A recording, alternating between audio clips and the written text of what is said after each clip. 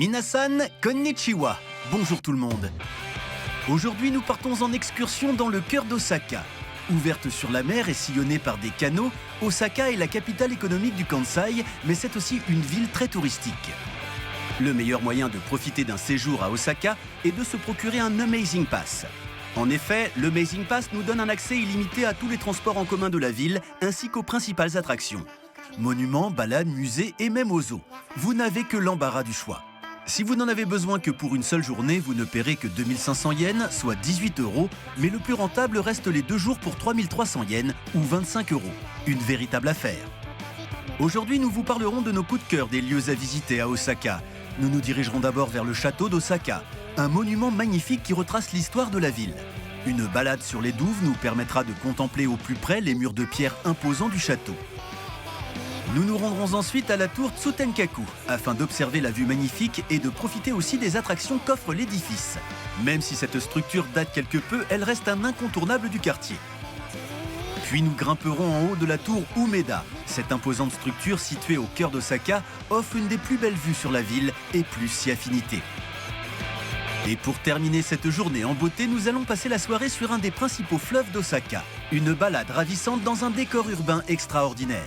À la découverte de l'Amazing Pass d'Osaka, le moyen rêvé d'explorer une des plus célèbres villes du Japon, c'est tout de suite dans Asie Insolite.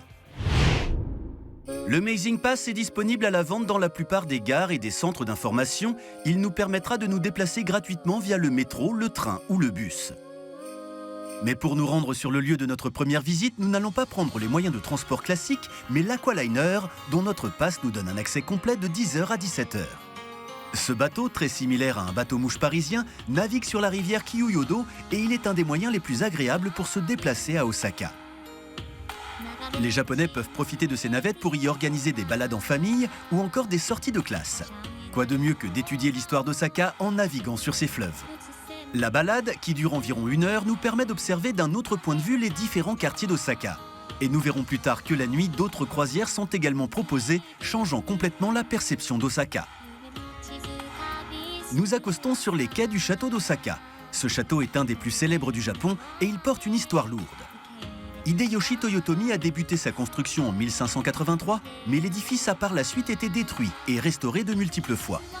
En 1615, le château entre en siège lors des révoltes du clan Toyotomi contre le nouveau dirigeant du Japon, Ieyasu Tokugawa. Il est alors malheureusement incendié lors de la victoire du clan Tokugawa. Et ce n'est pas avant 1931 que la tour du château que nous pouvons observer actuellement voit le jour. Elle est construite en béton armé et elle a miraculeusement survécu aux raids aériens de la Seconde Guerre mondiale. Le bâtiment est construit sur 5 étages, reposant sur un socle de pierre qui abrite 3 étages souterrains. Les poutres dorées qui ornent la tour lui donnent un style unique et c'est ce qui impressionne le plus les visiteurs. À l'intérieur, vous découvrirez un musée retraçant l'histoire du château et celle d'Osaka. Et au 5e étage, à 50 mètres au-dessus du sol, vous pourrez observer le parc du château.